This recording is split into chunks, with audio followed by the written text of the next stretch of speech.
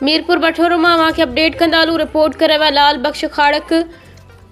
मीरपुर बठोरो मां साईं जीएम सैयद जी सालगिरह में शिरकत लाइ कारुन वैनुनि जे वॾे जुलूस में जीए सिंध जज कमारी जा चेयरमैन असलम खैरपुरी, जीए सिंध क़ौमी पार्टी जे चेयरमैन नवाज़ खान ज़हूर, कामरेड यूसुफ कुंभार जी अॻवानी में रहबर सिंध साईं जीएम सैयद जी सालगिरह में शिरकत लाइ रवाना थी रहिया हुआ त पुलिस जे वॾनि अटालनि खेनि रोके गाॾियुनि जूं चाबियूं कढी अॻियां पोयां पुलिस मोबाइल बीहारे छॾियूं, जंहिं करे क़ौमी कारकुननि पुलिस ऐं सिंध हुकूमत ख़िलाफ़ सख़्त नारेबाज़ी कई हुई। जंहिं बाद काफ़ी देर पुलिस सां बहस बाद जज कमारी जा चेयरमैन असलम खैरपुरी, जीए सिंध क़ौमी पार्टी जे चेयरमैन नवाज़ खान ज़हूर, यूसुफ कुंभार ऐं वॾी तादाद में क़ौमी कारकुन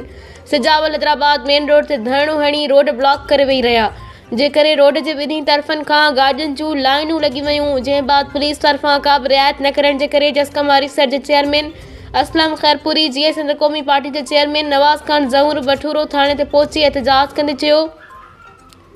त या खेनि सन वञण जी इजाज़त ॾिनी वञे या खेनि गिरफ़्तार कयो वञे, पर पुलिस खेनि गिरफ़्तार न कयो। जंहिंखां पोइ पुलिस डप खां थाणे जूं आंदियूं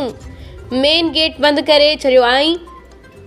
ॿाहिरियों मेन गेट बंदि करे छॾियो, जितां क़ौमी वर्कर गेट टपे थाणे अंदरि दाख़िल थी सिंध हुकूमत ऐं सिंध पुलिस ख़िलाफ़ सख़्त नारेबाज़ी कई। हीउ धरणो 5 बजे ताईं जारी रहण बाद पुलिस तरफ़ां मोबाइलुनि जूं कतारूं बीठल रहियूं। ॿिए तरफ़ थाणे जे मौजूद क़ौम परस्त अॻवाननि साफ़िन खे ॿुधायो त केॾी महिल रोड खुलियल खेनि मिलियो त हू सैयद जी मज़ार ते केक कटण लाइ पहुची देर कोन कंदा।